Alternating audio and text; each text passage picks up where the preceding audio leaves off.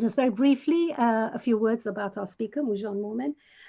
Dr. Momen was born in Iran, but was raised and educated in England, attending the University of Cambridge. He has a special interest in the study of Shia Islam, the Baha'i faith, and more recently, the study of the phenomenon of religion.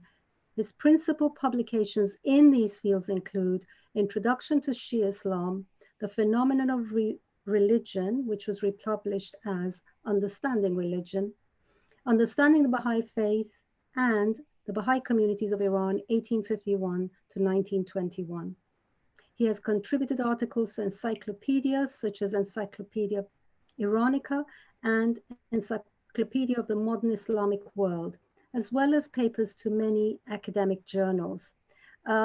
Also, I thought many of you would be aware of some of his publications for the general Baha'i population, and some of them include these: Buddhism and the Baha'i Faith, Hinduism and the Baha'i Faith, Islam and the Baha'i Faith, A Short Introduction to the Baha'i Faith. I think it was republished as the Baha'i Faith, A Short Introduction. So many introductory works such as these, which we have found very helpful. So very shortly, Moojan will go to share his screen. If we could all please mute, and after that period, we will have a discussion and question and answers.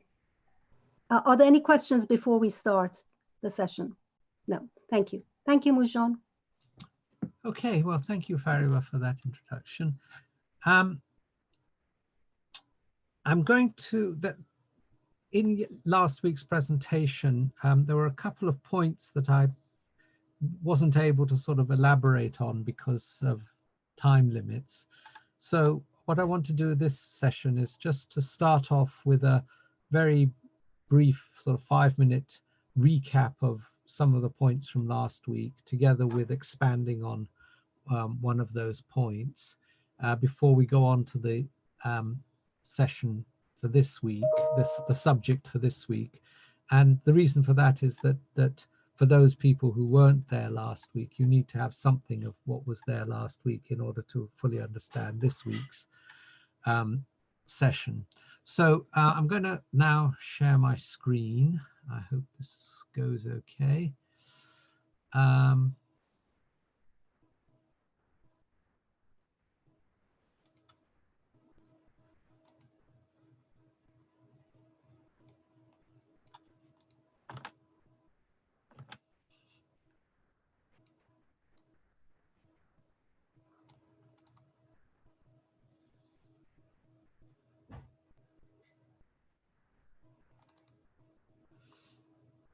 Okay, Fariba, is that now as it was?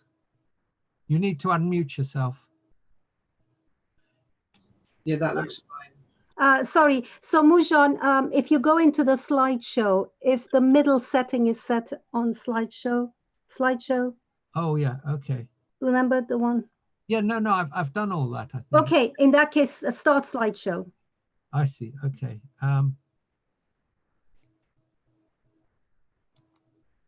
Is that perfect? Okay? It's perfect now. Yeah. Perfect. Right. Thank you. Good. Moojan, could you give me 1 second? I will mute all, and then you unmute yourself. Okay, I will force mute.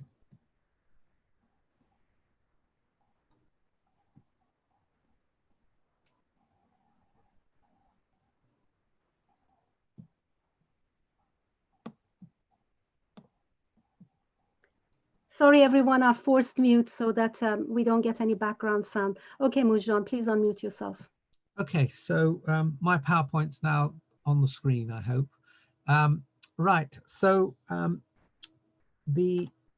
what we dealt with last week was briefly looking at this. This is a quotation at the top there from Shoghi Effendi from the book Baha'i Administration, in which he says that the principle of the oneness of mankind, the pivot round which all the teachings of Baha'u'llah revolve, implies an organic change in the structure of present-day society. And very briefly, the sort of things that we were talking about last week was that this change in the structure of society implies a sort of radical change in the present hierarchical, hegemonic, patriarchal society that we have now. Many groups are trying to bring this about through social and political change, through social and political action, but you can't really have a radical change without a change in the individual human being's heart and mind as well. Various groups have tried to bring about change through, say, revolutionary political action, and all of these have not actually resulted in any change, any fundamental change in the structure of society, because that structure of society is sort of reinforces itself, and you get back to what you had before, which is the same hierarchical societies. So what the Baha'i community is trying to do through its current program of action is to change hearts and minds at the same time as changing the social structure, so that the two go together. We looked at some of the ways that this is being done last week, and we'll go back to that during this presentation as well. But the point that I wanted to elaborate on in a bit more detail than I managed to do last week is this whole question of the change of culture. And the first point to make about that is that reality is something that's always relative to us. It's something that we create. It's not something that's out there and independent of us. That's even true of physical reality. You can, for example, you can be in a darkened, silent room, and in fact, that room, say, to a dog, which has a different range of hearing to what we do, it may be actually quite a noisy room. It's only quiet in relation to us. And if we put on night vision glasses that enable you to see in the infrared spectrum, you would see it would actually not be a dark room anymore. You would be able to see things in it. So what we think of as reality is actually, even in the case of physical reality, something that is relative to us. It's not an absolute as we experience it anyway. And this is even more true of our social reality. What is out there as our social reality, this what you can call our culture, is a taken for granted reality. It's defined by words such as common sense, the way things are. It's our entire universe of social interactions is, again, a reality to us. It's just as real as our physical reality. If I'm standing on say on the roof of a tall building, I know not to take one step forward because I'll fall off the edge and injure myself or kill myself. But similarly, if I'm standing in front of a doorway and over the top of the doorway it says ladies, and I know that's the ladies' toilet in there, that's just as much of a barrier to me, even though it's a constructed reality. It's a social construction that I don't walk through that door. It's just as much of a barrier to me as not taking one step forward and falling off the edge of a building. So this cultural reality, this social reality that we live in, is just as real for us, and has just as strong an effect on us as the physical reality around us. We do all sorts of things because of these social constraints and this culture that we have that don't make any real sense. I mean, women walk around on high heels, injuring their ankles for no reason other than that's what the culture dictates. Human beings climb to the top of Mount Everest for no really very good reason other than somehow it has kudos in our culture to have done that. The people who actually live there don't bother to go to the top of to the top of the Himalayas, because for them it doesn't mean anything to have got to the top. So this culture that we have is a reality that's socially constructed. But the important point is that having constructed it, we forget that it's something we've created, and we react to it as though it's an unchanging, independent reality. We forget that this is just something we've created, and we think, oh, it's there forever, it can't be changed, it's you know, it's somehow outside of us and not subject to our change. And so people, even when, as Baha'u'llah says, the present order is lamentably defective, and we're seeing how defective it is all around us today, people cling to that existing order, not out of perversity, but out of a genuine belief that it is the only way of being. It's the only thing that you can have. It's the established, sensible way of ordering human society, and they can't even conceive often of a different way of ordering society. So people cling to this order that's lamentably defective out of not having a vision of anything else to go to. But what the House of Justice says in its 2012 Rezvan message is that the state of the world reflects a distortion of the human spirit, not its essential nature. What we are seeing, the values of our present day society, these materialistic values, this valuing power and wealth as being the sort of prime things that people should go for, this competitive nature that it instills in us, all of these are distortions of the human spirit. And what the Baha'i program of action seeks to do is to correct this distortion of the human spirit by a change within the hearts and minds of the individual, but at the same time contributing to a process of societal change, so that we are getting change in the structure of society as well, because these two things have to go together. We have to have a change of the individual mind and heart in order to bring about the social structural changes, but we also must change the society in order to change human beings, because the society imposes its view on the individual and creates that distortion. So the two things have got to go hand in hand, and this is what the present Baha'i program of action is seeking to do, as we'll discuss in the course of this presentation. So now I want to go on to the next thing, which is the main subject of this presentation, and that is that it's regarding the a balance that our present society is unable to achieve, which is the balance between individual freedom and individualism and authority, and on the other hand, authority in society. What is the role of government? What's the role of the institutions that govern society? How do you balance between the centralized national or international authority that seeks to govern and maintain order in society, and local initiative and independence, both of the individual and even of local institutions?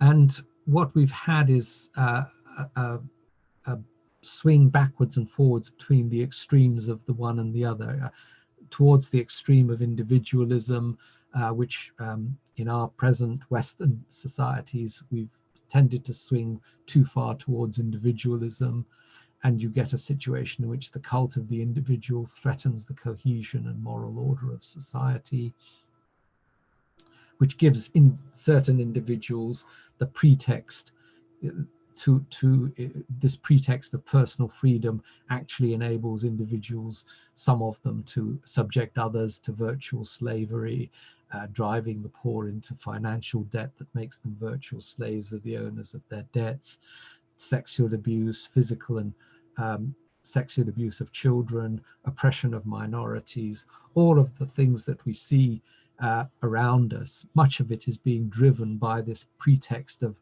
personal freedom, which gives some individuals the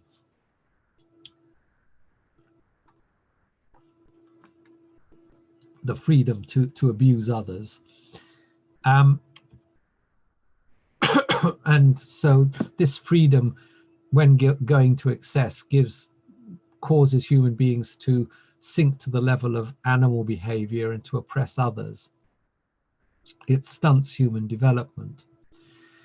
And those with money and power use this liberty, this freedom, to control the communications media. They make sure that they are the owners of and the controllers of the media and the political process and the education process and the legal process. All of these are being controlled to the advantage of the elite, to the people at the top of the hierarchy, in order to impose their aims on society. And all of this is in the name of individual freedom, giving people the ability to rise to the top of the hierarchy and in that way control society. And so therefore this excessive individual freedom strengthens the hierarchical structure and its oppression of those at the bottom. And so paradoxically, in precisely those societies that trumpet about how free they are and where there's most freedom given to the individual, the result is that many individuals are being manipulated by commercial and other interests and are not free. Many individuals are held in the grip of poverty and other constraints so that they're not free.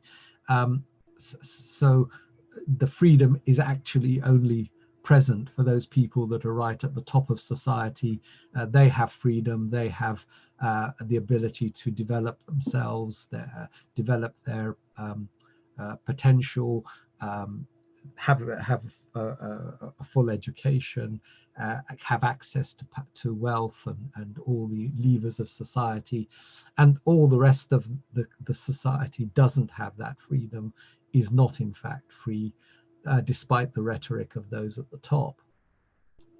And of course, this has all sorts of unfortunate effects. It causes society to fall apart with corruption and moral decadence. This hierarchy is highly corrupting. And also it causes those at the bottom to feel resentful, and this leads to explosions of violence in various forms. You can have civil unrest, but also you have phenomena such as gangs forming and gang warfare and even such things as vandalism and so on, is the resentment of those at the bottom of society spilling out in all sorts of negative ways. Sorry, Moojan, you are getting that message on the top again. Yeah, I know. I don't know what to do. You want to go back to your slideshow, make sure you've ticked the middle box. I'll show you here. I've gone into slideshow. Slideshow, and I've gone into setup slideshow. Correct. And you see the middle box. The middle one, yeah, and say press OK, and it is OK, right? Yeah, and then did you do start slideshow? Yes. And you haven't pressed F5 this time? No, I haven't pressed F5. I went to the bottom of the screen here. All right. Okay. Zoom claimed that was the way you could solve it. In that case, we don't know. So no. Thank you. We'll have to just live with it. Okay, so where was I? Yes. So that's the one extreme, and the opposite extreme is the sort of societies which were seen in the communist societies and in authoritarian societies, where the individual is suppressed completely, supposedly for the benefit of the community, and you get excessive centralized control, stifling human initiative, and it leads to a loss of morale and enthusiasm for projects because people do not feel involved in the decisions that affect their lives. They don't feel they have any control over their lives. This suppression means that they can't develop their talents and potentials, and you lead to a situation of social stagnation and decline. And this is what happened with communism. But even within the European Union, people complain about the fact that there's too much centralized control and you know, these sorts of complaints that you get in any hierarchical system that has this sort of collectivist idea. People feel remote from the decision-making process, and so they feel increasingly justified in rebelling against it or ignoring it where they can, or bypassing it in some way. So neither extreme allows the full human, the full development of human potential or even of human prosperity.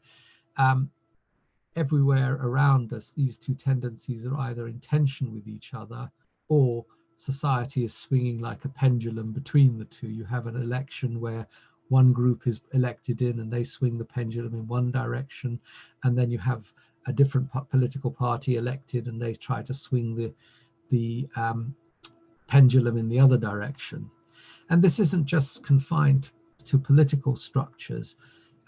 It's present in lots and lots of other areas. I've given here just the example of international aid, which has swung from strict centralized control, where it was often inappropriate aid being given because the people at the center don't know what's appropriate. And then you swing to the other extreme and have a much more relaxed system with local involvement and decisions being made locally, which often resulted in corruption and dissipation of effort.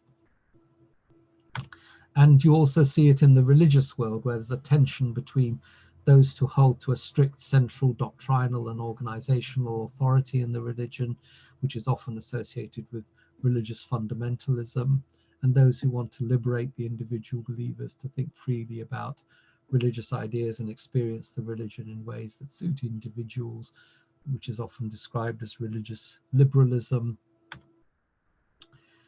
And then you get this tension in almost every religious community, except very small fringe ones. But any religious community that is of any size has this inherent tension within it, and you get swings of the pendulum in one direction or the other. So the question is, how do these tensions play out between individualism and authority play out in the Baha'i community? Do you get factions that are conservative and factions that are liberal? And what mechanisms bridge these natural divides? And I should say that, as I said, in any community that's of any reasonable size, you will always get individuals that tend mentally to go to one side or the other. They will tend to be either more conservative and or they'll tend to be more liberal. So that's just natural human beings. You will always have individuals who are more at one side end of the spectrum and individuals that are at the other end of the spectrum. The question is, how do you maintain the balance and not actually have the whole community swing from one side to the other? Shoghi Effendi writes that the Baha'i conception of social life neither suppresses the individual nor does it exalt him to the point of making him an antisocial creature, a menace to society. As in everything, it follows the golden mean. So that's the ideal that Shoghi Effendi has stated. The question is, how do you do it? Because all over the world, there are groups that have not managed to do it and have been torn apart by this tension between those who are at the more conservative end of the spectrum and those that are at the more liberal end. And we see whole countries now being torn apart by this rift. And part of this, this is a statement, it's not Baha'i scripture, it's from the Baha'i international community in the statement that it made, Who is Writing the Future? And it addresses this question of excessive individualism. And they write, no aspect of contemporary civilization is more directly challenged by Baha'u'llah's conception of the future than the prevailing cult of individualism, which has spread to most parts of the world. Nurtured by such cultural forces as political ideology, academic elitism, and a consumer economy, the pursuit of happiness has given rise to an aggressive and almost boundless sense of personal entitlement. The moral consequences have been corrosive for the individual and society alike, and devastating in terms of disease, drug addiction, and other all too familiar blights of the century's end. This was written in 1999 at the end of the 20th century. The task of freeing humanity from an error so fundamental and pervasive will call into question some of the 20th century's most deeply entrenched assumptions about right and wrong. And Baha'u'llah himself, we find in his writings, applauds democracy and commends Queen Victoria of having entrusted the reins of council into the hands of the representatives of the people, but on the other hand condemns excessive liberty that leads to libertarianism and states that it will exercise a pernicious influence upon men. So we have this idea that the ideal is a golden mean between the two, but words and intentions are not enough. What mechanisms in the Baha'i community balance this tension? And what I'm going to present to you is the idea that the Baha'i community provides a model of how to achieve this balance. And the way it does this is through an innovative, I think it's innovative anyway, I don't know of any similar process in any other group. It's a separation between power and authority. Now, most societies, organizations, and groups that we are part of take it for granted that authority and power are almost the same thing, that those in authority should also be given the power to enforce their authority. So quite often we actually use these words as though they're synonyms, and we can just interchange them. And that's the sort of taken for granted common sense thing, that power and authority are the same. Those in power should be given, those in authority should be given the power to enforce their authority. But actually what this is a mechanism for the elite to maintain their position at the top of the social hierarchy. As long as we think that those in authority must also have power and the power to enforce their authority, then the social hierarchy remains and the people at the top remain at the top. In the Baha'i community, there's an attempt to separate authority and power. Individuals in the Baha'i community have neither authority nor power within the structures of the Baha'i community. The elected institutions of the Baha'i community have the authority to direct the affairs of the community, but their obligation is to try and achieve their objectives through winning the support of the individual Baha'is. In other words, not by sort of exerting power, but by winning over the community to what they're trying to do. So Shoghi Effendi, for example, writes, "Let us also bear in mind that the keynote of the cause of God is not dictatorial authority, but humble fellowship, not arbitrary power, but the spirit of frank and loving consultation. Nothing short of the spirit of a true Baha'i can hope to reconcile the principles of mercy and justice." He's now putting a number of opposites against each other: mercy and justice, freedom and submission, the sanctity of the right of the individual and of self-surrender, of vigilance, discretion, and prudence on the one hand, and fellowship, candor, and courage on the other. And so Baha'i institutions have in effect very little power to enforce their authority in many areas when compared with the central authorities of other religions. So, for example, they have no doctrinal authority. They have no authority to determine what is correct doctrine or to create new doctrine or new theological teachings. Nor do they have the authority to interpret the texts for the believers in general. And this compares with the leadership in almost any other religion, which actually spends most of its time telling people what to believe, interpreting the texts for the believers, and coming down, as it were, on those people who stray from the correct doctrine. The Baha'i institutions have the authority to direct the Baha'i community by laying out plans of action for the Baha'is, but they have no sanctions or other means of compelling the Baha'is to carry out these plans. If any Baha'i, for example, wants to completely ignore the present 5-year plan of the Universal House of Justice, they are free to do so without any fear of sanctions against them. And the House of Justice has actually said this. But the principle that the House of Justice has laid out is that authority and direction flow from the assemblies, whereas the power to accomplish the tasks resides primarily in the entire body of the believers. So there's this separation of authority and power.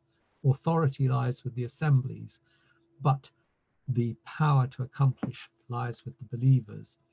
And so it's not to say that the institutions don't have any powers at all. They do have powers, but their powers to enforce, to actually sort of compel people, is only exercised at the margins, when, in the case of Baha'is, whose actions go outside certain limits. So it'll be only the very, very small minority of Baha'is who try to, for example, bring the faith into disrepute by perhaps disregard for the moral code of the society they live in, and they may face administrative sanctions. So in those cases, Baha'i institutions do exert power, but as I say, it's only at the extremes. Or, for example, if some Baha'is are trying to create a division, create a sect within the Baha'i community, they may be sanctioned. But the sanction is not for holding differing opinions. The sanction is for trying to create a division in the community, trying to their actions are in some way creating a division, a group, a faction, a cabal within the community, and creating disunity, therefore. So in those extremes, yes, the Baha'i institutions have power, but the vast majority of Baha'is, for most of the time, will not experience that power being exerted. For the vast majority of the Baha'is, what they experience from the institutions of the community is them laying out plans, encouraging the Baha'is to follow those plans, and trying to create the framework within which those plans can be executed. So this is a comparison that the leaders in other religions determine doctrine and decree theological teachings, whereas the Baha'i institutions have no authority to determine doctrine or decree theological teachings. Every Baha'i is free to read the scriptures for themselves, interpret it for themselves, come to their own understanding, as long as they don't insist that their understanding is the correct understanding. And as I say, the leaders in other religions interpret the scriptures, but the Baha'i institutions don't. And leaders in other religions put plans of action to the community and expect the believers to carry these out, and may even sanction the believers for not doing that, whereas the Baha'i institution put plans of action to the community but can't compel individuals to carry these out. So the question then is, if Baha'is have such freedom of thought and freedom to disregard the exhortations of their institutions, if they want to, of course, one hopes that the majority of the Baha'is will follow the institutions, but they do have that freedom. What is it that preserves the unity of the Baha'i community? If the Baha'i community is to achieve its stated goal of uniting humanity, it is obvious that it itself must remain united.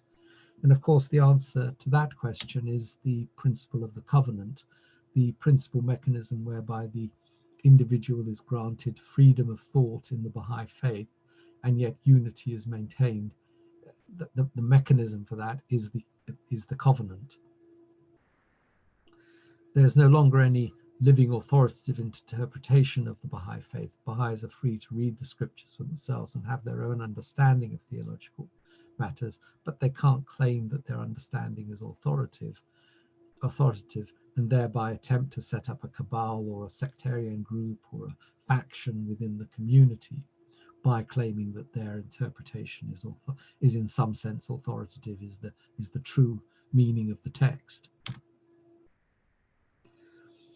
So this is the words of Abdul Baha: were it not for the protecting power of the covenant to guard the impregnable fort of the cause of God, there would arise among the Baha'is in one day 1,000 different sects, as was the case in former ages. But in this blessed dispensation, for the sake of the permanency of the cause of God and the avoidance of dissension among the people of God, the blessed beauty, may my soul be a sacrifice unto him, has through the supreme pen written the covenant and the testament. And that, of course, is the main instrument that then went on to become the the basis for Abdu'l-Bahá's authority, and then Abdu'l-Bahá wrote the will and testament that became the basis for the authority of Shoghi Effendi and now the Universal House of Justice. So what the covenant means today is that all Baha'is pledge themselves to obeying the instructions of the center of the covenant, which since 1963 has been the Universal House of Justice. The Universal House of Justice is not a body that creates doctrine, but a body that directs the affairs of the Baha'i community. Obedience to the instructions of this central authority does not limit the individual's ability to think freely about theological matters, but only their freedom to act in ways that would set up sects and cliques around such individual interpretations. And the House of Justice has been given the authority to resolve differences. This is another thing that Abdu'l-Bahá says. So therefore, if we have differences in the Baha'i community about theological matters, they have the authority to resolve those differences. Okay, so we have then a balance between the centralized authority and local democracy in the Baha'i community. The authority and powers of the local governing councils of the Baha'i community, the local spiritual assemblies, are laid down in authoritative Baha'i texts and cannot be removed by the decisions of the national body. So you can't have the situation that has occurred in many countries where the central national authority strips away, continues to centralize power and strips power away from local governing councils. The constitution of these local councils is laid down in authoritative Baha'i texts, and the national body can't take decisions that take away the authority of the local spiritual assembly. So you have this principle of decentralization and subsidiarity, which means handing down to the local level everything that can appropriately be administered at the local level.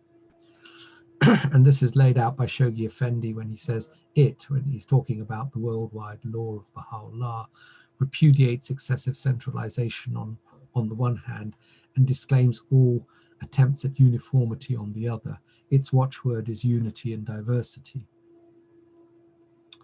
And the problem with having local sort of authority, devolving power to local institutions, is that you can get local prejudices and discrimination against certain groups at the local level. But this is again dealt with by having powers of appeal so that individuals can appeal to the national and even to the Universal House of Justice if they feel that the local assembly is acting improperly against them.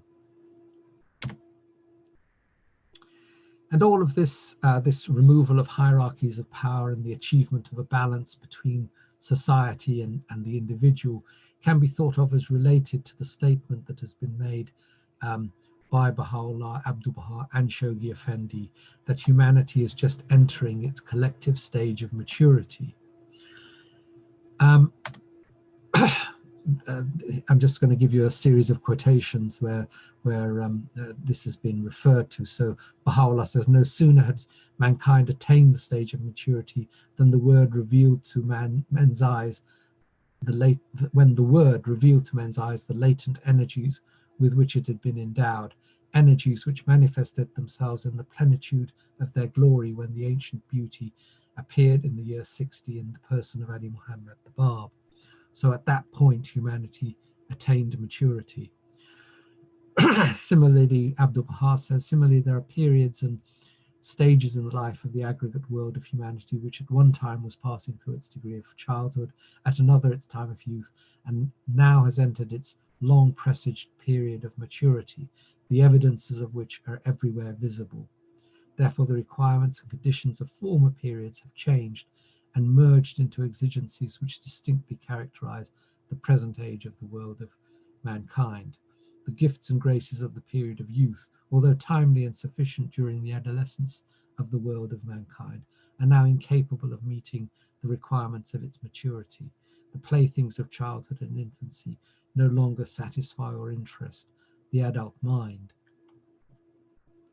And Shoghi Effendi similarly has said, such is the stage to which an evolving humanity is collectively approaching.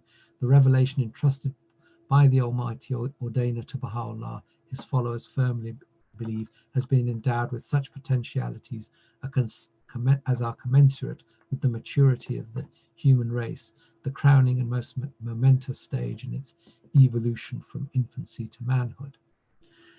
And if we think about it, this idea of humanity having entered its maturity is exactly what we've been talking about when we talk about the need to move from a hierarchical society to one which is it doesn't have these hierarchies of power. When a child in a stage of childhood, an individual experiences, the parent imposes a hierarchy of power over them and instructs them as to what they should do and should not do. And the parents have both power and authority over the child. And that's appropriate, as Abdul Baha said in that quotation. Those sort of relationships, Abdul Baha says, are the requirements and conditions of the former periods have changed. So these sorts of relationships were appropriate when humanity was in the earlier stages of its development, to have these structures of power and authority. The collective infancy of humanity required hierarchical forms of society, and people who had power and learning dominated those who did not. Without that hierarchical structure, we would not have been able to progress as a whole, as humanity. It needed hierarchies of power to bring people together in cities, to have civilization, which means living in cities, and to have therefore the development of the arts and the sciences and all of these things that we've experienced over thousands of years. But at this point, when we reach the maturity of humanity, those institutions which were appropriate in the youth and childhood of humanity are no longer appropriate, are no longer serving humanity. They're actually a disservice now to humanity.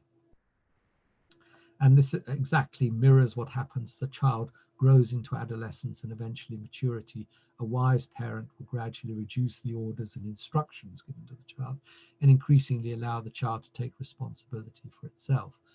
They hand the power that they exerted over the individual as a child over to that individual once he or she reaches adolescence and maturity.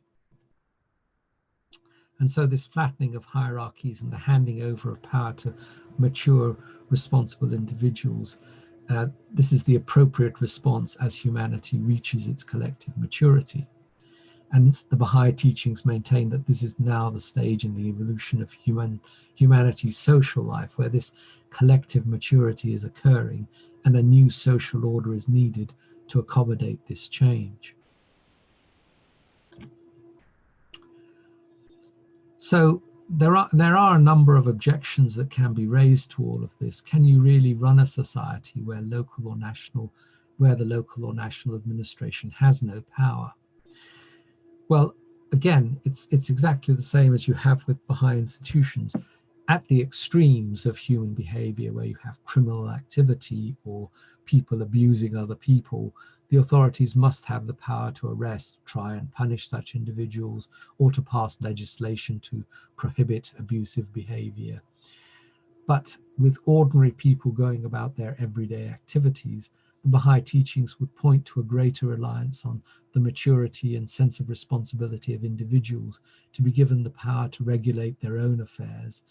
And once they prove that they have that maturity, then this power to regulate their own affairs should be handed over to them.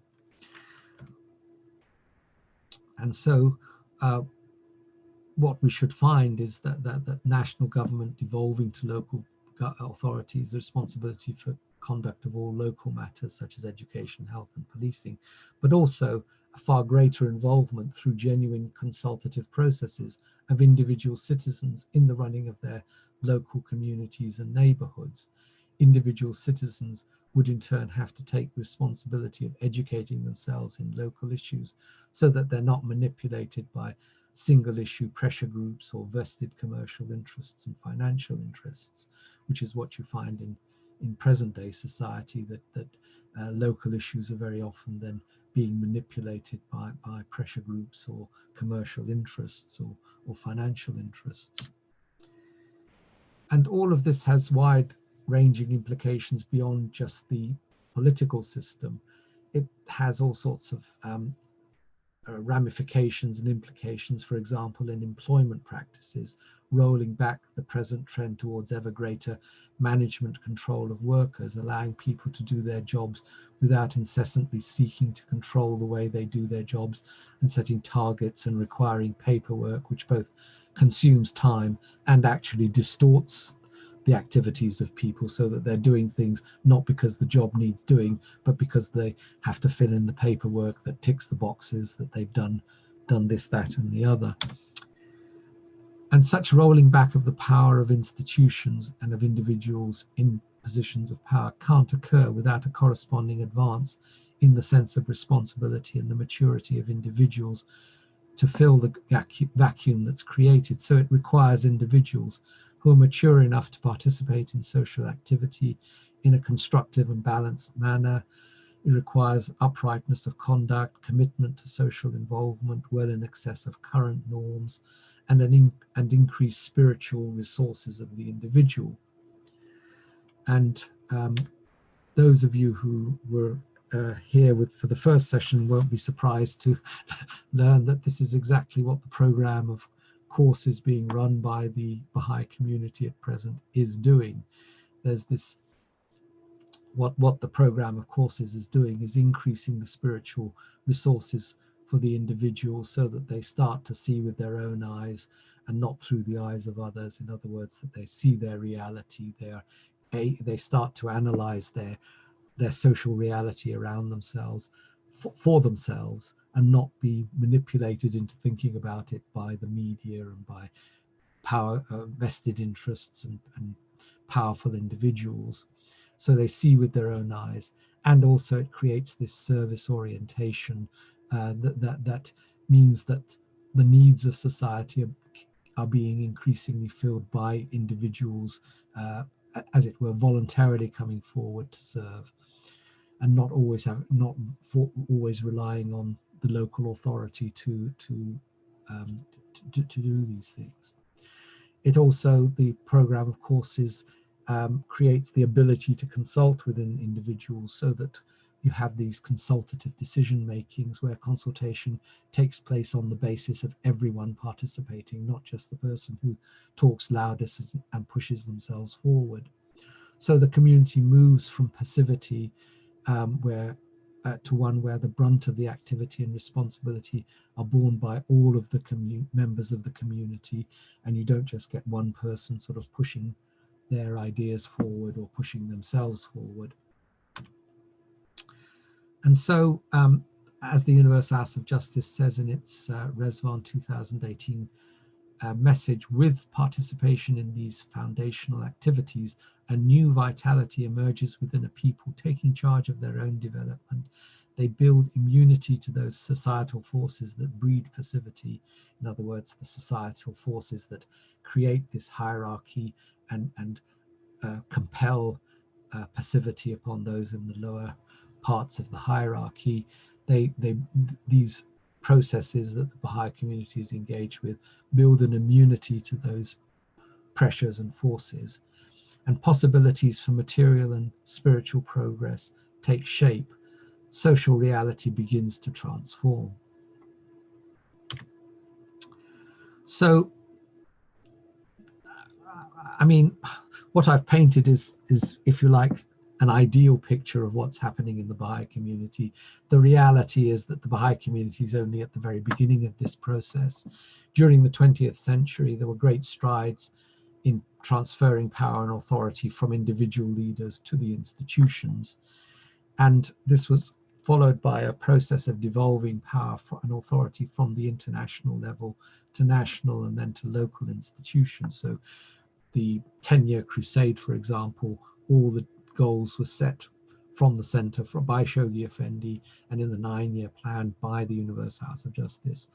So the authority and was sort of telling people what to do, but as the years have gone by, as plan has succeeded plan, that the authority for actually deciding what individual Baha'is should be doing has been devolved down from the international level to national community, to the national spiritual assemblies, and now down to local institutions, and in particular the cluster reflection meeting, which decides the plans for the next period of time through the consultation of all those attending.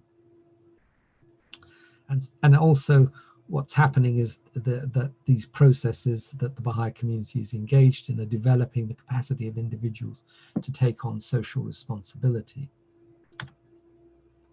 So in the 21st century, what's happening in the Baha'i community is the developing the capabilities of individuals in the community so that power can be handed on to them and they will take up this responsibility. And that's the aim of the current series of 5-year plans. So to go back to the quotations that I gave at the beginning of the last presentation, we've seen how Baha'u'llah has described the present prevailing order as lamentably defective, and how Shoghi Effendi has talked about the organic change in the structure of present-day society that's necessary and will happen. And Baha'u'llah is talking about a new order. And what the House of Justice says is that what should be stated plainly here is that Baha'is do not believe the transformation thus envisaged will come about exclusively through their own efforts, nor are they trying to create a movement that would seek to impose on society their vision of the future.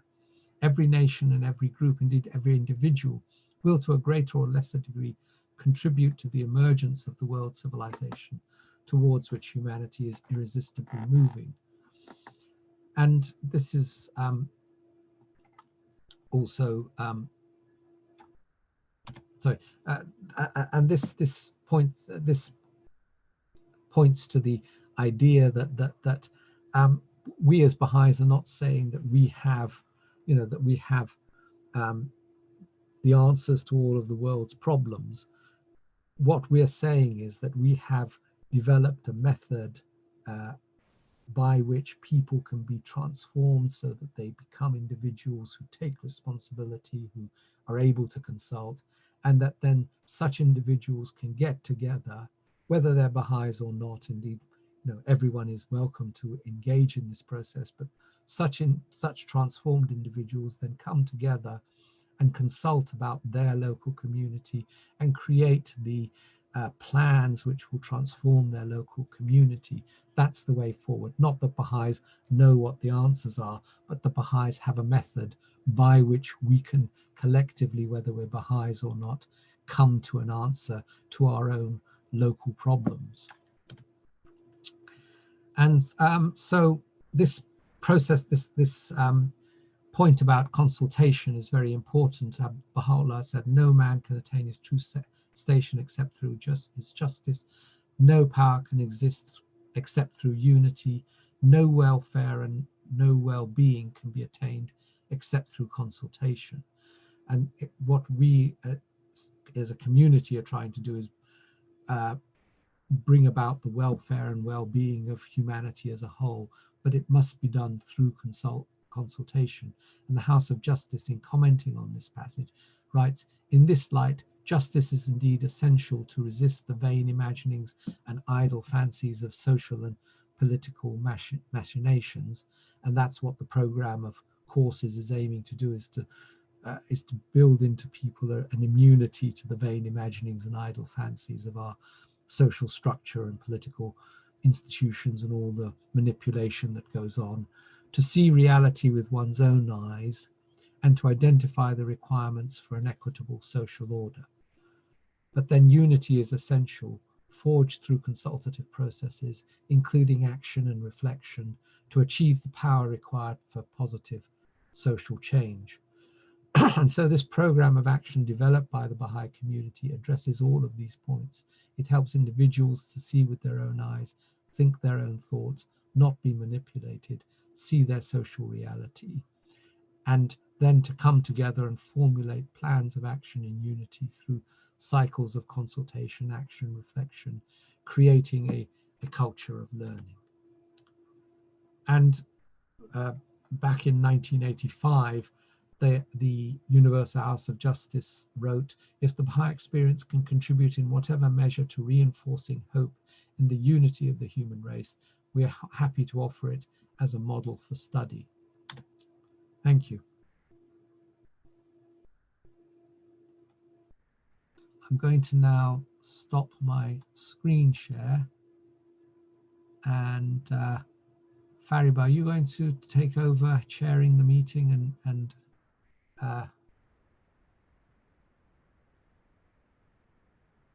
Yeah, all right.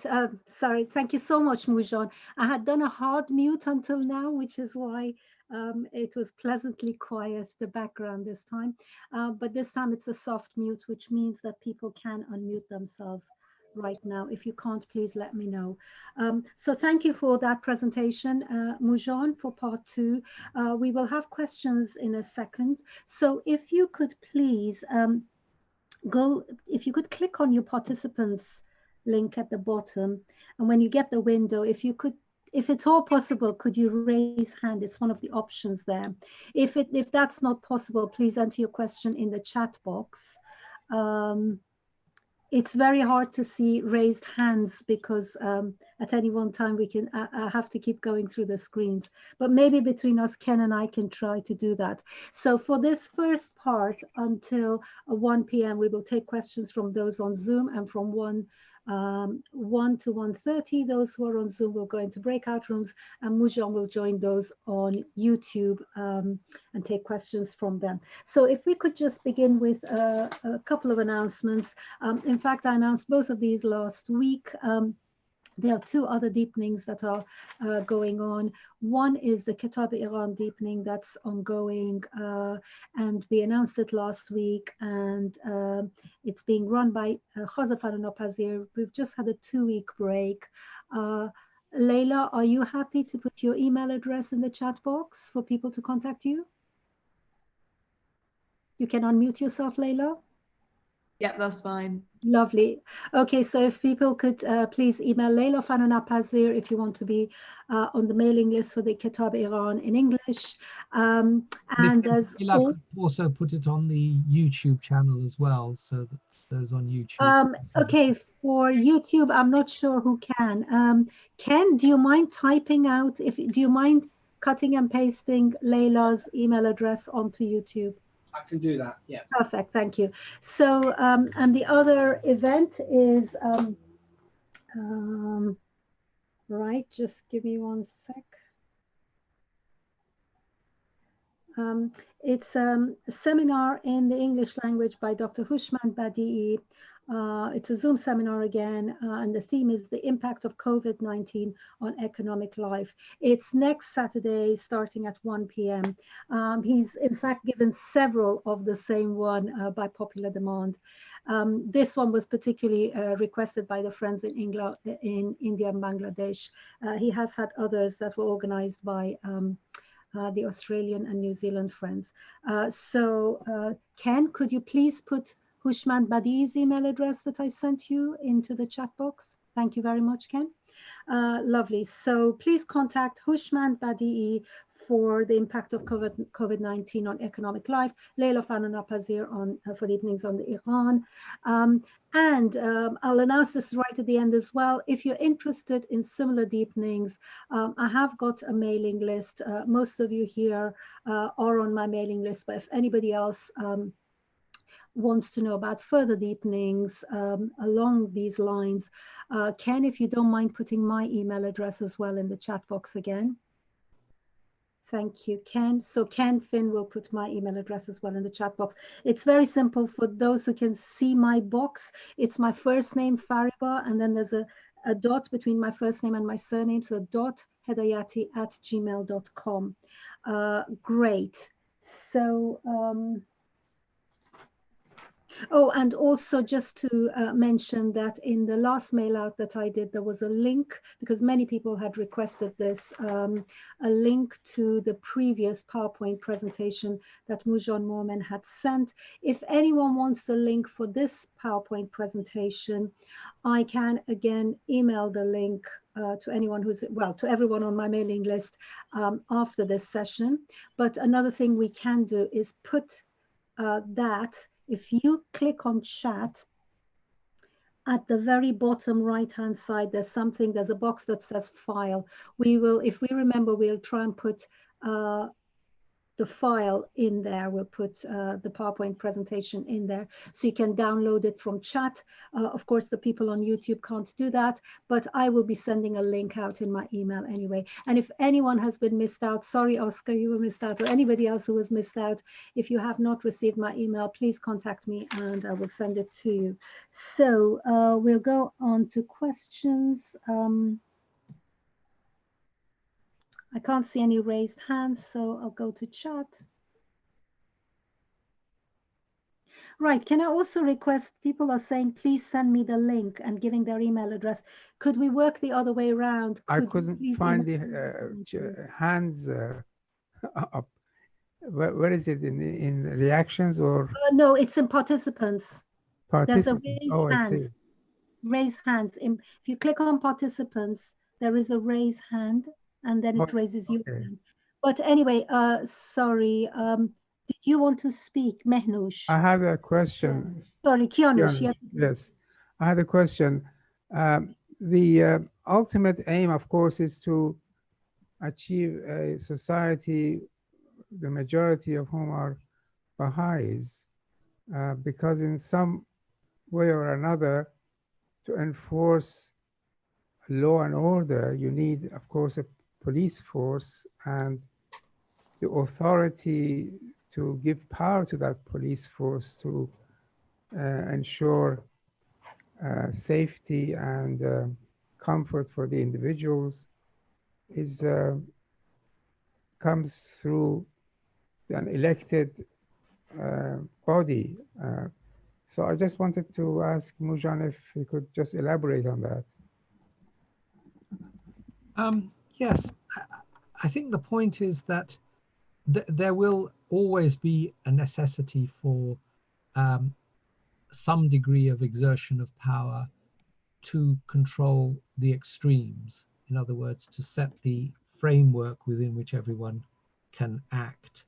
So yes, there will always be a need for laws against criminality and then a mechanism to enforce those laws for people who break the laws. But the whole point about what Baha'is are trying to achieve, if you read what Abdul Baha writes, I think it's in some answered questions about prisons and the whole system, the legal system, the ultimate aim is to have individuals who would who control themselves, who would rather die than to commit a crime, because so the control is coming from within and is not having to be enforced from outside. At the moment, because of the hierarchical nature of society, the police force is acting as a sort of enforcer of the hierarchy, keeping the hierarchy in position, and has to be heavy-handed in order to do that. What the Baha'is ideally would like to achieve is a condition in which individuals are taking increasing amounts of responsibility for their society, for the running of their society, for the activities in their community. And such individuals will, by their very nature of what's going on around them, not want to commit crimes because they realize they're committing crimes against themselves and against their immediate neighbors. And there will always be a few individuals who, even with all of those, with all of the education and so on, will commit crimes. And and those marginal individuals will have to have, there will have to be a police force and enforcement of the law and so forth. But it is the Abdul Baha, in what he writes about prisons and law and so on, envisages that the time will come when through education, that will be a very, very small minority, not the thousands that we have in jail at the moment.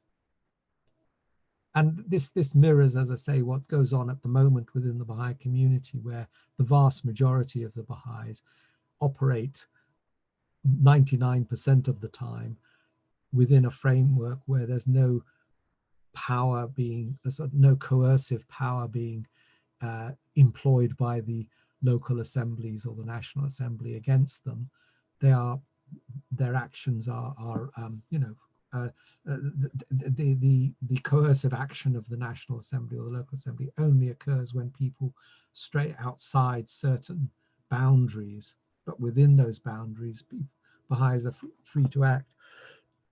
So in a sense, that same picture of freedom within a certain framework and only coercive control if people stray outside it, which is happening within the Baha'i community, is what is envisaged will happen in society as a whole, where the criminal law will exist, but it's envisaged that only very few people will want to break the law because of education, because of their involvement in society, because of their wanting to take responsibility for their communities and so forth. Thank you. Right, we have a question from Kwek. Kwek, can you ask yourself in person? You've entered something in chat.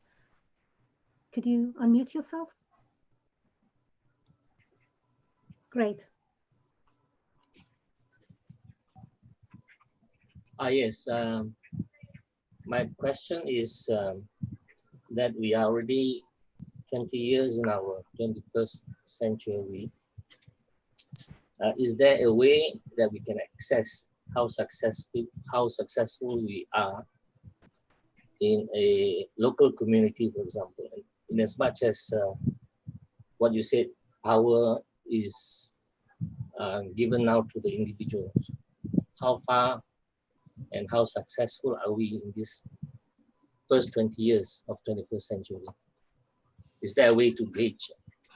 Well, you see, that the problem is that roughly from 1996 onwards, the Baha'i community has moved away from the sort of goals that it's very easy to quantify. You know, you can quantify how many local assemblies you have, how many localities are open to the faith.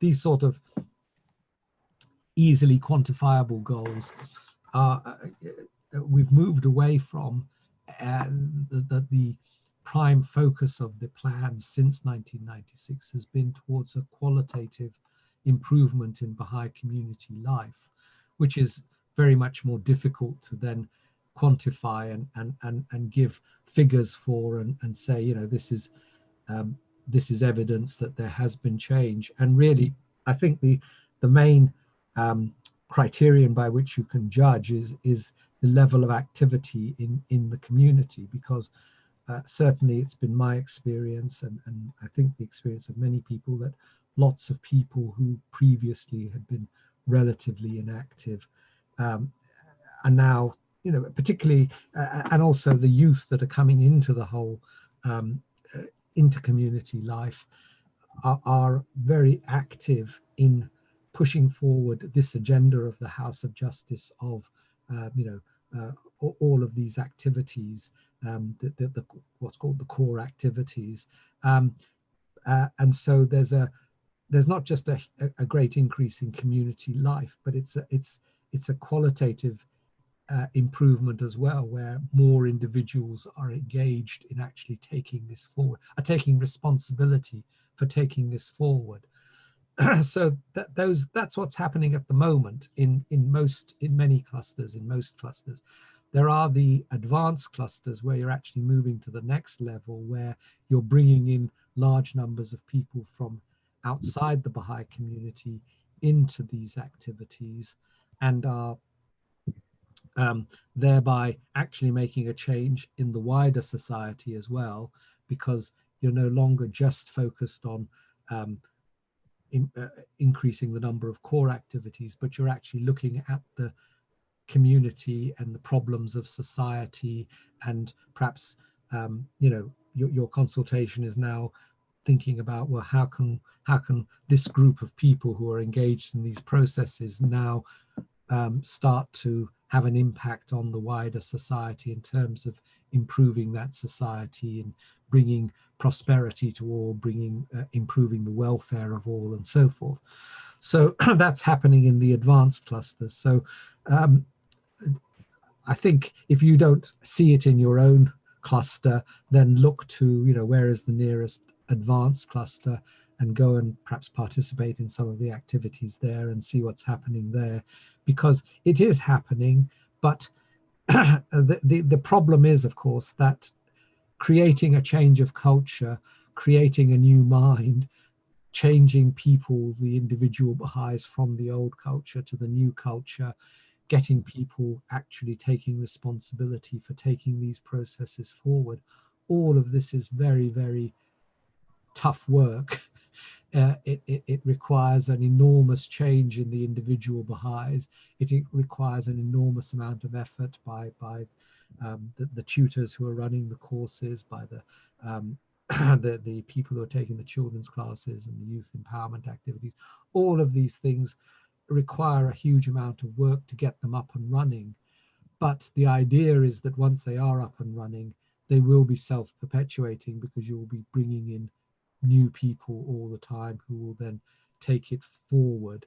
And as I say, in the best of the advanced clusters, that's what's happening. It's no longer just a small handful of people pushing things forward.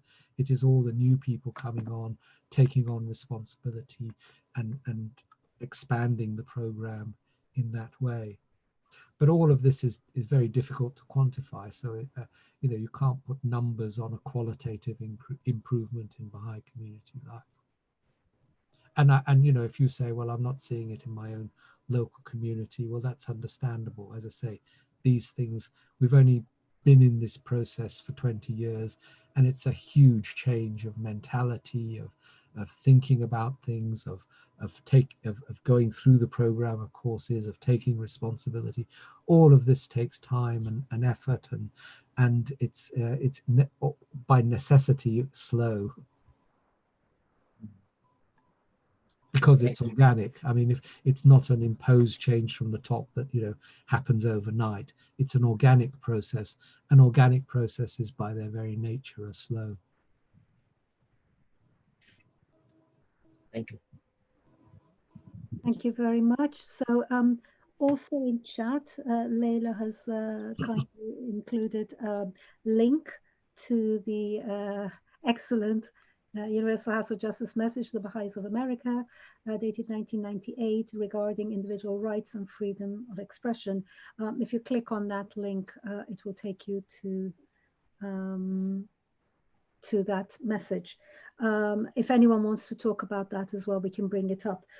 We have a raised hand from Ghazal, and what I will do, people are not raising hands. Does Leila want to speak to that message? I mean, if she's put it up, maybe she'd like to make a point. Would you, Leila? No, it was just a point that it's just really, really relevant, and kind of touches on some of the things that you've been mentioning today. So just for people to read up on in their spare time. Nothing more to really add to it. Moojan, would you like to add something on that? Some also queried the date. Why that date? Did the House bring that message out? Well, I mean, I would have to have the message in front of me to speak to it, but as far as I remember it, it's making exactly these same points, that there is this, how should I say, the freedom has been given to the individual within the Baha'i community, but it's up to the individual to exercise that freedom responsibly, to actually take responsibility for Baha'i community life and so forth. So as far as I remember, it's going over the same points that I've been mentioning, but without having it in front of me, I couldn't actually speak to it directly. Okay, thanks. We have Ghazal, but just before we take Ghazal's question, what I was going to say is nobody else has raised their hand in the participant list. So just in case it's tough for some people, I'm going to jump between the various rooms and see if anyone's hand is physically up. So for the next 1 minute, anyone who wants to speak who cannot raise their hand in the participant list, can you physically raise your hand and hold your hand up? And I will try and make a note of the names. So we've got Jane's hand up and Ghazal's hand up and a message from Kima. Ghazal I've already got, yes. Jane Vernon. Yeah, yes, hello. Okay, Jane has just gone up. All right, before we take Jane, no, sorry, participants list, I can see raised hands. What I'm saying is physically, if some people don't know how to go to the participants list, can you raise your hand now for 1 minute and then you will go on the list after Ghazal and Jane. So if we could take Ghazal's question now and anyone who wants to talk, raise your hand. I will. There are 2 questions in chat. Okay, thank you, Ken. Okay. Yes, thank you so much. Dr. Momen, you talked about the centralized and decentralized power, if I'm not mistaken. And I was wondering if this concept is lost outside of the Baha'i community, like the reconciliation between decentralization and centralization of power. And I was wondering, from what I understood from your talk, is it correct to think that there is a reconciliation between centralized power and decentralized power in Baha'i faith because of universal laws of justice as the centralized figure, and then the local spiritual assemblies and national spiritual assemblies as decentralized power? And if so, how long do you think the current situation in the world, like with the pandemic and everything else that's going on, do you think this works as a catalyst for the world to realize this difference, or distinguish between power and authority, and to think about the reconciliation of this centralized and decentralized power? Thank you very much. Well, I don't know whether you were here for my first presentation last week, but the problem is that, talking now about the world as a whole, the problem is that we have these hierarchical societies where, the people at the top control and have the power and very much centralize power all the time. So that even where there is, I think the point is that political leaders realize that they should be trying to decentralize power, and their rhetoric is always about decentralizing and giving power to other groups, and even say, for example, in an institution like the European Union, they talk about subsidiarity and allowing national bodies to do whatever's appropriate at the national level and local bodies to do what's appropriate. Their rhetoric is that, but their actual actions are constantly centralizing power, bringing, sending out directives, trying to control things. So the actions belie what they say. Their rhetoric is one thing and their actions are another. And that's just inevitable in this hierarchical system where everyone is trying to sort of get to the top and then to control everything else once they are at the top. So that's what's happening in the world. That there's a lot of realization that people are demanding decentralization. People at the bottom of the hierarchy are no longer willing to be there. They want to have a say in their running of their own affairs. They're no longer willing to be dictated to by the people at the top. All of this realization is there in the top ranks of society, at the top of the hierarchy, but they just can't do anything about it because of these social structures, because of the competitive nature of the whole process. Because once they're at the top, their major consideration is how to stay there. So all of these things mean that however much they may realize the need for decentralization, they can't actually bring it about. So that's outside the Baha'i community. Within the Baha'i community, what I've tried to point out is that Shoghi Effendi lays down this principle that there should be decentralization. And what's happened, if you look at Baha'i history over the last 50 years or so, is that the plans that are the sort of main focus for Baha'i activity in each period of time have gone from a very centralized plans where Shoghi Effendi and the Universal House of Justice were giving every single national community very detailed instructions as to how many local assemblies they should have, how many languages they should translate into, what properties they should buy, where geographically where they should concentrate their efforts. All of this was given centrally in the early plans. Then I can't remember which plan it was, but at one stage then the House of Justice devolved the authority for creating the details of the plan to the national assemblies. And then now we have a further devolution whereby the authority to create the plans has been devolved down to the very, very local level of the neighbor of the cluster. And we have cluster reflection meetings where decisions are made about what Baha'is will do over the following period. So we've had this decentralization in terms of what the activities of the Baha'i community are, in terms of what 99% of Baha'is are doing 99% of the time. But there will always be a need for also at the fringes, at the margins, people who are acting in ways that are detrimental to the Baha'i community and need to therefore the assemblies, the local assemblies, the national assemblies, the Universal House of Justice needs at those margins to exert power and to warn and discipline those individuals if necessary.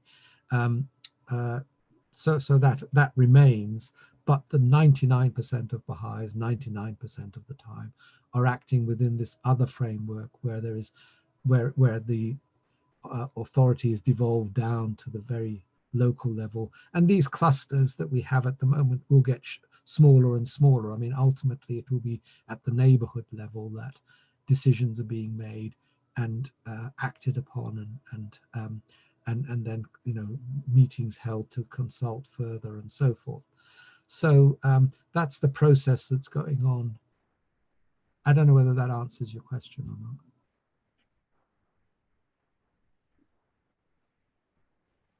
Azal? Yes, definitely. Thank you so much.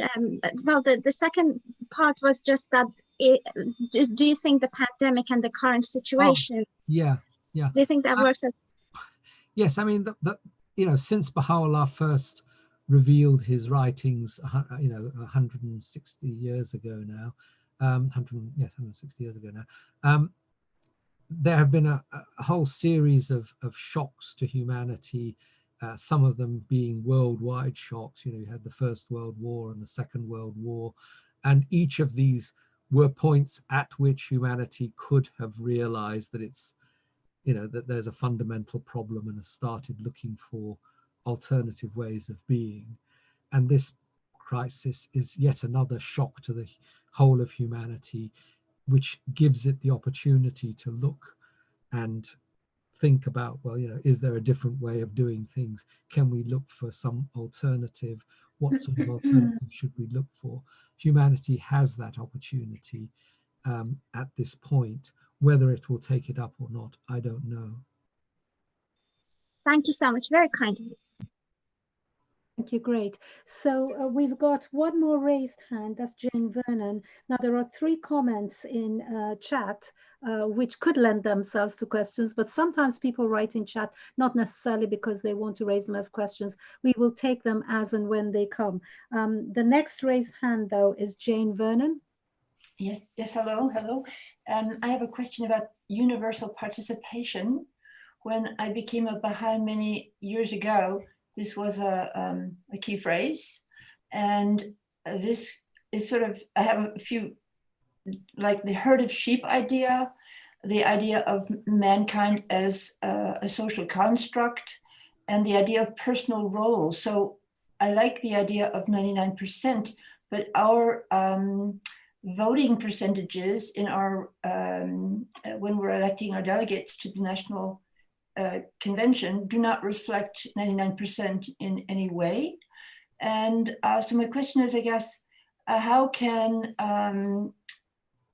individuals who want to be active contribute towards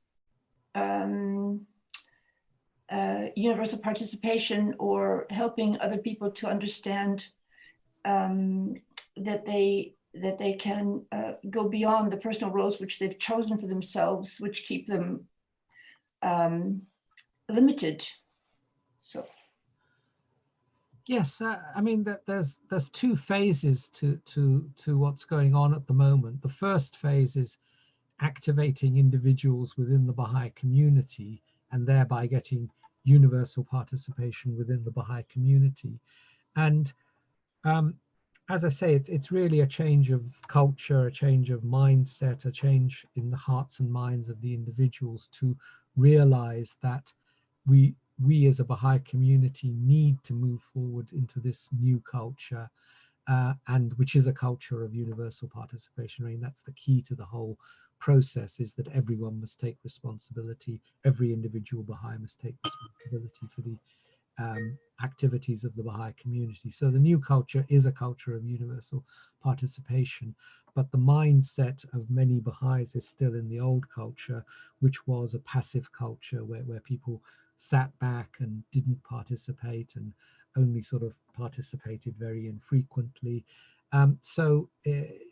You know, insofar as we can talk to people and encourage them to move over into this new culture, then we will be moving from the culture of not having universal participation to having a culture of universal participation within the Baha'i community.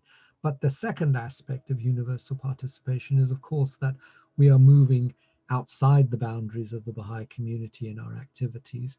And now universal participation means not just the Baha'i community, but our community of interest, which is a much, or should be a much wider group of people. And we're trying to create universal participation in our communities as a whole. In other words, not just the Baha'i community, but the wider society, and trying to motivate people. The whole process of going through the sequence of courses, for example, is one where people may start off, being very passive, being part of the old culture, but the processes of the program of courses is one which encourages people to start thinking for themselves about passages of scripture. Initially, they start to think for themselves, they start to voice their opinions, and then by carrying out acts of service, they start thinking about their community, and then they come together in the cluster reflection meetings and they start consulting. So all of this is gradually moving people away from the old culture, which is one of passivity and hierarchy, and into the new culture, which everyone is participating. And that applies to the wider society as well. In the wider society, you have large numbers of people who are used to being passive, who don't have opinions of their own. They just parrot what they hear in the media, and they're so used to having their opinions not disregarded that they don't bother to have any opinions. And all of these processes of the processes of the Baha'i community, the sequence of courses, is enabling them to move from that position of passivity and to become active participants in society, taking control of their own lives, taking control of and collectively taking control of their communities, and looking to what will create prosperity, both spiritual and material prosperity within their community. So the whole process that we're engaged in is one seeking to achieve universal participation, not just within the Baha'i community, but in the wider community as well. Thank you. Thank you, Jane. Right, so there are three issues that came up in chat. If any of you want to raise it here. One was Kimia. You spoke about what can we do again, racism. Would you like to expand on that, Kimia? Yeah, I can, of course. Hello, I'm from Germany. I mean, right now we see in the news about the United States about this racism. And when I was in United States myself, I even saw that in the Baha'i community, there was not, they were like, oh, we believe in the unity of mankind, but if I mentioned black, yeah, your daughter can also marry a black Baha'i, they said, oh, for God's sake, no, that's not possible. So how can we help to change the attitude in society about this racism as a Baha'i? Well, a very difficult question, I know, but I mean, the point is that all of these social problems that we see, whether it's racism, whether it's oppression of other minorities, oppression of women, oppression of religious minorities, oppression of whatever we see of these sorts of problems where one group is oppressing another group, that's all part of the hierarchical society in which we live. Black people are at the bottom of the hierarchy and they get oppressed, and the mental structures that allow this to happen occur because of the hierarchical nature of society. We are constantly sort of trying to push others down so that we can go up the hierarchy, and it's very easy to oppress certain groups of people. So we do it, and we imagine ourselves as somehow being therefore superior and further up the hierarchy than they are. So all of these problems are arising because of these the inherent nature of our society, which then creates mental structures that reinforce that hierarchy and keep oppressing others in order that we can progress. So all of these problems really have the same solution, which is moving away from that hierarchical structure of society, and that can only be done by individuals who have changed in their hearts and minds and are participating in the processes that will enable them to have new hearts and minds that will then also change society. And it's all a matter of education, I suppose, because people who actually are in contact with people of other racial groups, other minority groups of all sorts, find that they're human beings just like they are, and they get along perfectly well with them. The racism occurs because people isolate themselves away from other groups and therefore fear other groups, and it's a matter of fear, it's a matter of separation and so forth, and participating in society, breaking down the barriers that are created, are all part of this process of creating a new type of society, a new culture in which everyone is taking responsibility. And when you are interacting with people of other groups, other races, other religious groups, other, all sorts of other groups, then you start to realize, well, they're just human beings like I am, and these prejudices and so on start to disappear. And you're quite right. I mean, just because a person becomes Baha'i, it doesn't mean that overnight they get rid of all their prejudices. They may still be racists. They may still treat women unequally if they're men. They may still look down on other religious groups. All sorts of prejudices don't just automatically disappear when you become a Baha'i. You have to actually participate in the community, and in particular in these processes of the 5-year plan, in the sequence of courses, in order to educate yourself away from these prejudices. Thank you. So there are 4 more issues. Okay, so Adam Powers has raised his hand. We'll take Adam Powers next. Cheers, Adam. Hey, thank you. Moojan, I just am curious, how do you, as a scholar, do you find it difficult to participate in this new program and study and do scholarship, or how does it work for you as with the scholarly approach? Well, I mean, I carry on with whatever I'm doing in the way of scholarship. I also try to apply my scholarship to what's going on in the Baha'i community, which is what these 2 sessions have been about. It's applying my knowledge of sociology, particularly the sociology of knowledge, the social construction of reality.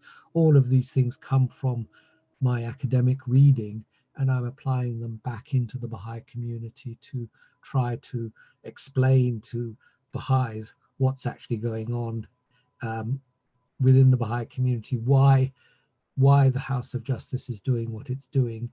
And indeed, in my opinion, the House of Justice, there's no other way that we could progress as a Baha'i community other than what the House of Justice has laid out for us. If we are a community that doesn't have religious leaders, if we don't have religious leaders and paid religious professionals who do the sort of pastoral care and other things that religious leaders do, then we have to be a community where the individuals take the responsibility for pastoral care, for children's education, for guiding the junior youth.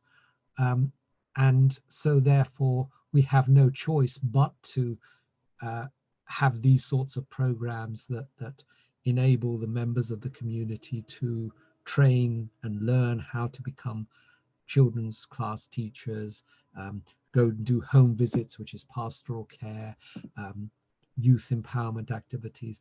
We have no choice but to go down this road. It's the only way that we as a community can grow. Our growth in the past was limited by the fact that we were still had this old hierarchical structure where just 1 or 2 individuals were racing around trying to do everything in the Baha'i community, and the rest of the community was largely passive. And that type of structure could never expand. We had reached the limits of what we could do with that type of structure. And only by moving over into this new culture are we now enabled to start expanding again within the framework of this new culture. Thank you. So we have very limited time. There are 3 more points that came up in chat. Maybe we'll take these as the last 3 points. There are no more raised hands. If I could ask the individuals who have raised them in chat, if you would like to raise them as questions or issues for discussion, please do.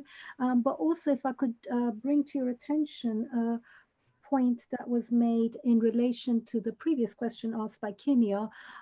In chat, Danish Misarian said, below is a letter from the Local Spiritual Assembly of Minneapolis regarding the murder of George Floyd and the efforts of the community. And he's provided the link. So if you click on that link, you will find that letter, which he thinks is very helpful. Thank you very much for sharing that, Danish. So if we could have Vahid Sabine on chat. Well, you just said something like the world is very up and down, and you mentioned the situation in the United States. Anything you want to say about that in particular, Vahid?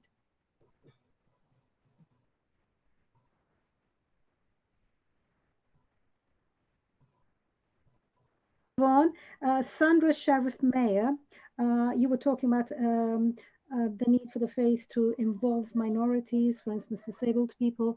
Would you like to read your question or the point you raised, Sandra? Hello, hi, Fariba. Hello, Moojan. Thank you for doing this.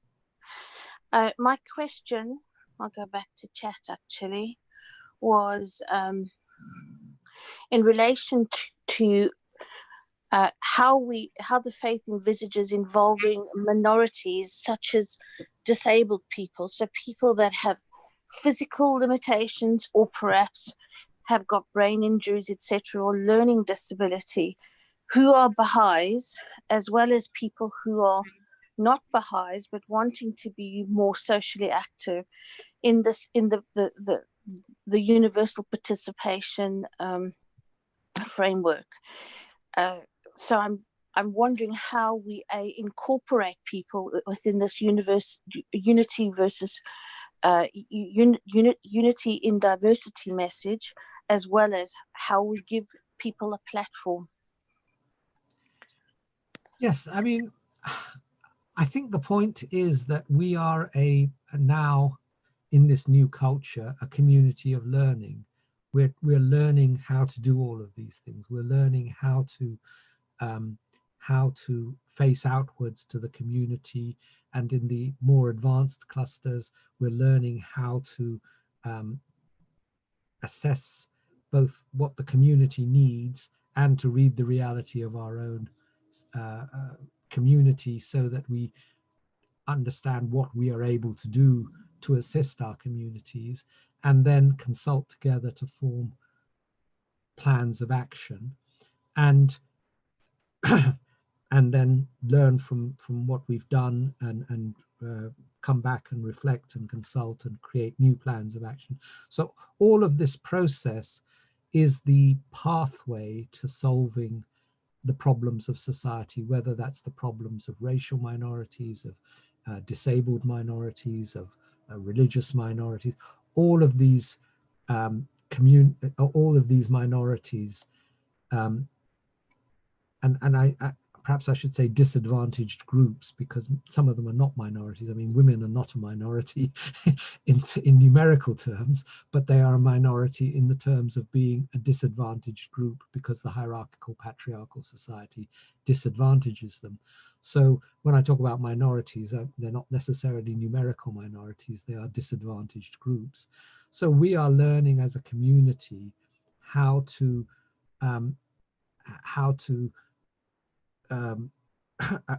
tackle all of the problems of society, but we can only do it within the reality that we have, in other words, within our capability, and we are still comparatively small in number, and therefore comparatively limited in what we can achieve. So therefore it's this combination of reading our own reality to know, what is it that we can do, and then looking out at the community and saying, well, what is it the community needs, and how can we marry these two, what we can do and what the community needs, and take the process forward. Now, in most clusters in the UK, at any rate, we are still at the process where at the stage at which what we can do is merely to increase the number of core activities. That's all we can manage within the reality that we have. Once we've read our own reality, we realize that's all we can do. We can just try to increase the number of people engaged in the process, widen it, bring in new people from outside the Baha'i community into these processes. But in the more advanced clusters, they are now in a position of having sufficient body of people who can now start addressing the problems of society as a whole, and that is mainly the problems of disadvantaged groups.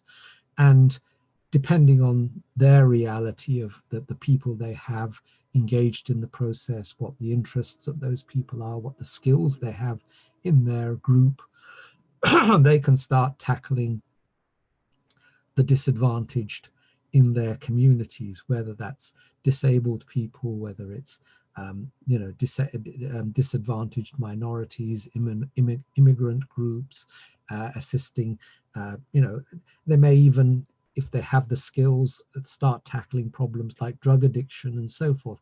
The point is that it's always a question of marrying up the reality of your group, what they, reading the reality of your own group and reading the reality of the world out there, and marrying these up so that you're doing what you're able to do, not having goals too far ahead that you're simply unable to achieve, but having ambitious goals but not impossible goals, and seeking to take this process forward. So in that process, then all of these disadvantaged groups you know, the problems of these disadvantaged groups can be addressed, but it depends on the people in your group and what their interests are, what their skills are, what their abilities are, what time they can commit to the process, and then, you know, setting goals that are realistic.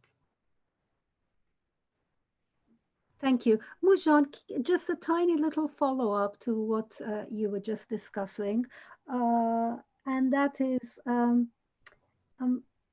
how do we learn without the scholars? And for instance, this kind of meeting, which is outside of core activities, deepenings or this kind of meetings. So someone wants to know, is that resorting to the old ways?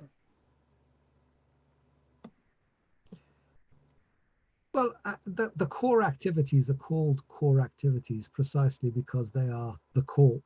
They are the necessary activities for the community to function. We need children's classes, youth empowerment groups, devotional meetings, etc., because that is the core. The community can't grow and function without that core.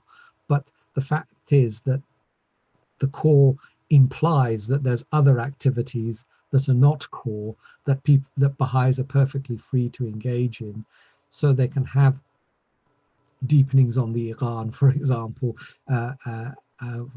led by Khazer, which I would encourage all of you to participate in, and other things, because those are not the core, but Baha'is are free to engage in them and benefit from them and organize their own special interests. You know, the House of Justice is not saying that Baha'is should only do the core activities. The House of Justice has set out other programs and other activities. There's the discourses of society that some people are engaged in, which involves interaction with groups of people. There's, you know, the Association of Baha'i Studies. There's all sorts of other activities that are not core activities. They're not essential, but individual Baha'is, if they feel the need to, or if they feel the desire to, can certainly participate in all of those. Sorry, just to clarify, one issue is whether it's core or not, but the other issue is there, so for instance, if somebody, as you mentioned, if somebody runs a deepening or facilitates a deepening on any particular deepening, such as this or the Kitab Iran or whatever, the question, I suppose the implication is, are we getting some form of elitism through the back door? I think it's the spirit in which it's carried out and the, you know, the intentions of the people carrying it out and so forth. It could be an elitism developing, and you know, one can never rule that out, but elitism can creep into everything. It can creep into our consultations, it can creep into our assemblies, it can creep into all sorts of areas. We just have to keep aware of where it's happening and do whatever we can to prevent it happening, not in a confrontational way, but in an educative process, as it were. Thank you so much. The problem is we've run out of time. We've got a closing prayer. And I was just wondering, would you like us to close now? We've got one more question.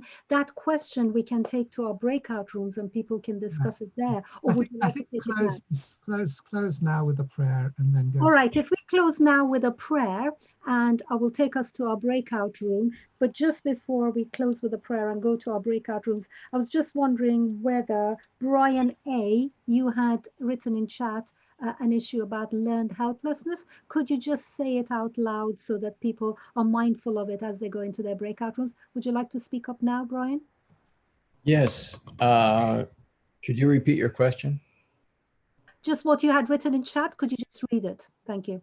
You mean about the media? Correct, yeah. Okay.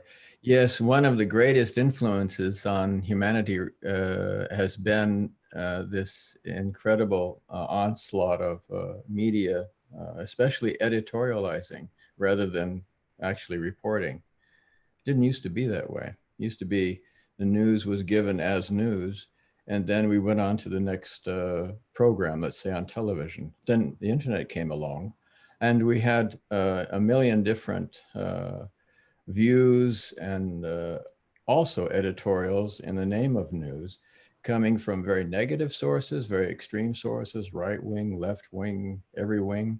And then we also are dealing with this kind of monolithic news broadcasting, which is quite fear-provoking. And I was just wondering how much we can resist the emotional impact of this kind of what we call, the word is, I'm looking at my notes now, I'm trying to find it again. Oh yes, this helplessness which we tend to fall into on a group level and the mass level, this kind of helplessness, and then we wait for the next instructions for what we should do, you know. And I guess I'm just talking about the media in general, and perhaps there may be some commentary on that. Thank you so much. So on that note, we will close, and our heartfelt thanks to Moojan. A lot of people have said they really enjoyed these deepenings and would like further ones along these lines. So those who are on my mailing list, if there should be any further deepenings by Moojan or anybody else, I will try to bring it to your attention or ask the individuals concerned to bring it to your attention. Thanks for joining us. We will now go into the breakout room. So anyone who is on YouTube who would like to join us, there are spaces, and there are loads of spaces. You can join us in the breakout rooms. At this stage, Moojan will dedicate himself to YouTube after the closing prayer and answer questions with anyone who is on YouTube. We have a closing prayer from Oscar Rosa, who is joining us from the Netherlands. Thank you very much. O mijn God, verenig de harten van uw dienaren en openbaar hun verhevene plan. Mogen zij uw geboden nakomen en uw wet verblijven. Help hem, o God, in hun streven en schenk kracht u te dienen.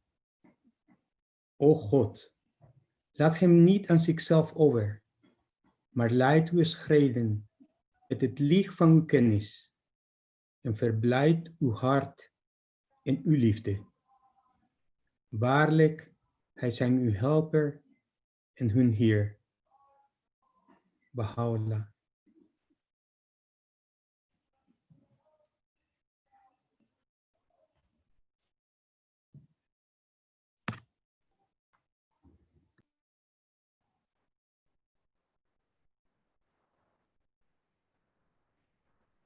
Thank you, Oscar.